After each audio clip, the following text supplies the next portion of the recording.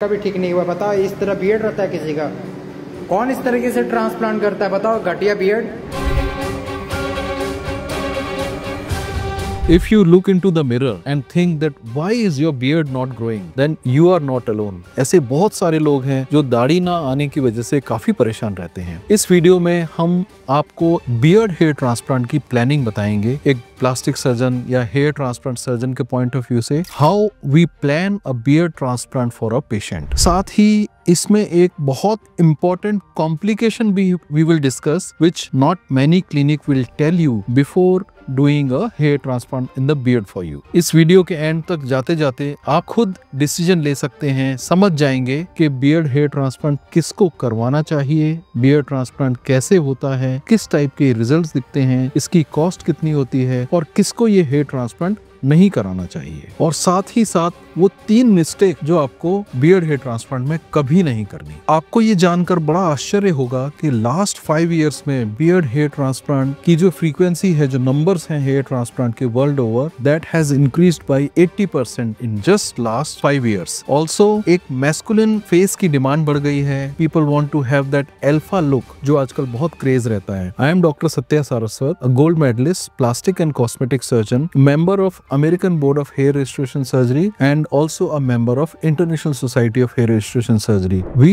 are working in the field of hair transplant since 2006. अभी तक लगभग हजारों हेयर ट्रांसप्लांट हम लोग कर चुके हैं और हमने मोर देन 90 डॉक्टर्स को भी हेयर ट्रांसप्लांट की फील्ड में ट्रेन किया है।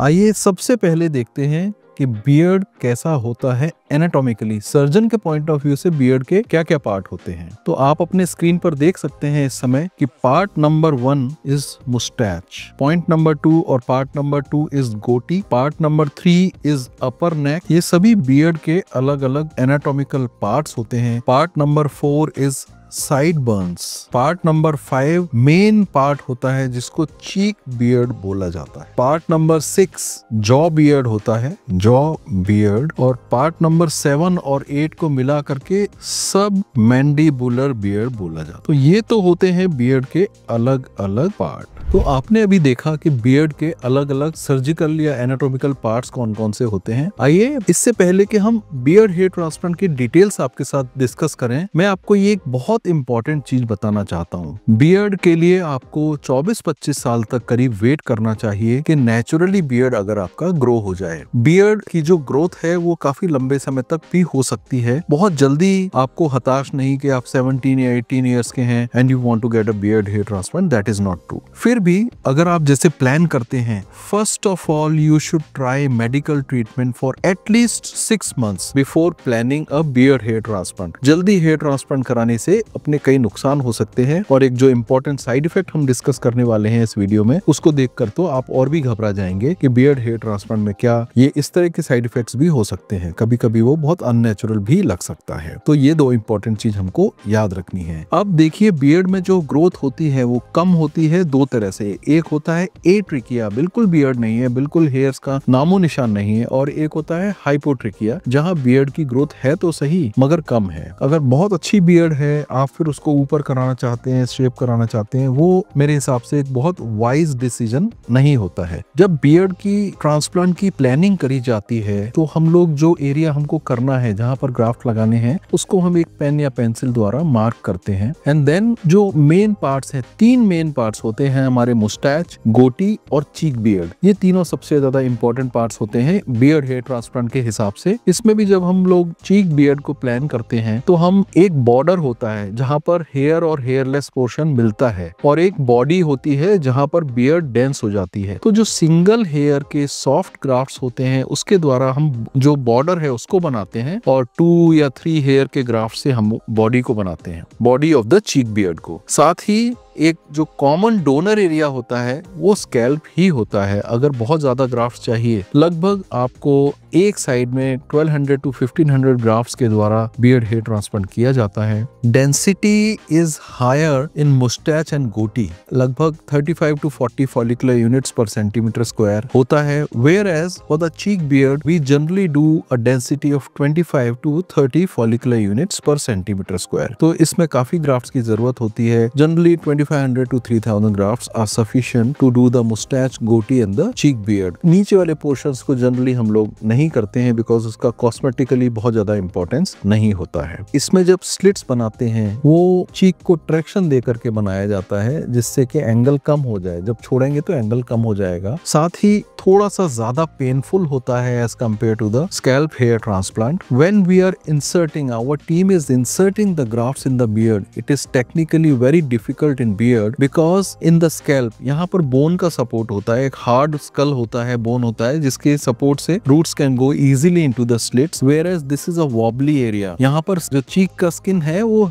लूजली मूव करता रहता है, इसलिए technically beard hair transplant is very difficult as compare to the scalp hair transplant. जब ये प्रोसीजर कंप्लीट होता है उसके बाद में कुछ दिनों तक मूवमेंट, ग्राफ्ट्स का जो टेकअप होता है वो उसमें मूवमेंट नहीं होना चाहिए। In post operative period of beard hair transplant we generally give liquid diet so that chewing movement ना हो। साथ ही हम लोग सभी पेशेंट्स को बोलते हैं कि बहुत ज्यादा सॉलिड खाना नहीं खाना है जिसमें कि च्यूइंग मूवमेंट ना हो और बोलना कम है। दोनों चीजों का ध्यान रखना होता है फॉर 5 to 7 days। उसके बाद में फिर आप अपना नॉर्मल दिनचर्या पे आ जाते हैं। एंड कभी कभी थोड़ा सा सुनपन रह सकता है कुछ हफ्तों के लिए, which is again very very natural after a beard hair transplant. Sometimes to prevent swelling we give a very short course of steroid also, but there are technical things which every doctor takes care after doing your hair transplant. Please like the video if you are liking the content till now, और अगर आपने कभी beard के बारे में कोई चिंता करी है और उसके बारे में कोई आप अपना इंडिविजुअल प्रश्न पूछना चाहते हैं, please mention in the comment section below. Now let us discuss the cost factor in very brief. Cost depends from centre to centre, it is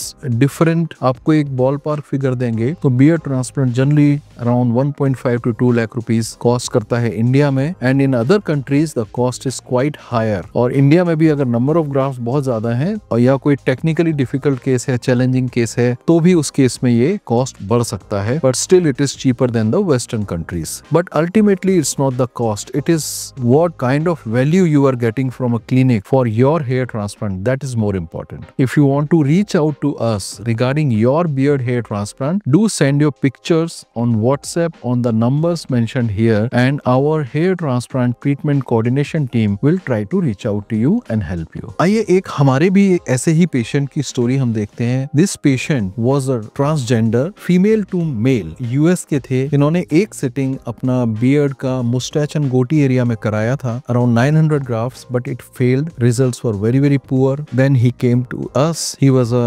Afro-American patient. उनका जो स्किन हेयर्स होता है वो बहुत कर्ली होता है, उसमें स्प्ले होता है। एक सेकेंडरी केस था, किलोइडल टेंडेंसी थी, बहुत ही चैलेंजिंग केस था। ये केस हमने अपना Asian society of hair restoration surgery की जो बैंकॉक की मीटिंग थी उसमें भी प्रेजेंट किया था। और आप देखें कि इनका पहले ये कैसे लगते थे और हमारे यहाँ पर हेयर ट्रांसप्लांट करके इनका कैसा रिजल्ट आया। याद रखें कि सेकेंडरी केस और अफ्रीकन हेयर्स हैं जिसमें कर्व बहुत ज्यादा होता है और स्प्ले बहुत ज्यादा होता है। Technically very difficult, but you can yourself see 9 months में इनका बिफोर और आफ्टर रिजल्ट कैसा है। ये वीडियो आप उनके साथ शेयर करें जो अपने लिए बियर्ड हेयर ट्रांसप्लांट के बारे में ज्यादा जानकारी लेना चाहते हैं या ढूंढ रहे हैं और खुद भी बियर्ड हेयर ट्रांसप्लांट कराना चाहते हैं। Now let us discuss 3 common mistakes which patients do before planning a hair transplant. Number 1 is choosing a wrong doctor. इसमें डॉक्टर्स का और उनकी टीम का स्किल बहुत इंपॉर्टेंट है, केवल कॉस्ट के ऊपर हमारे को नहीं जाना चाहिए। Second mistake is not following the post operative instructions in a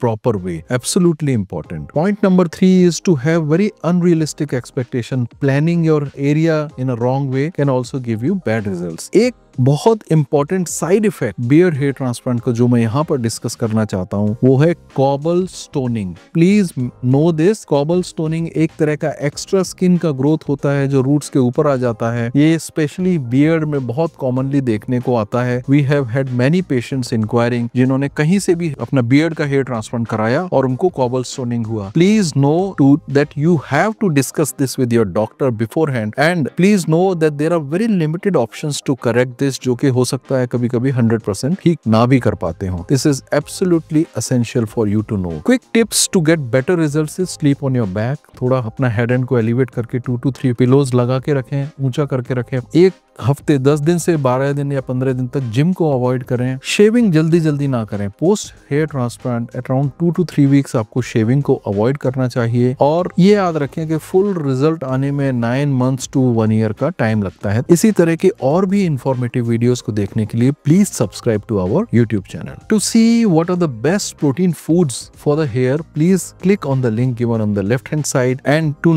C one of our hair transplant result, please click the video on the right hand side.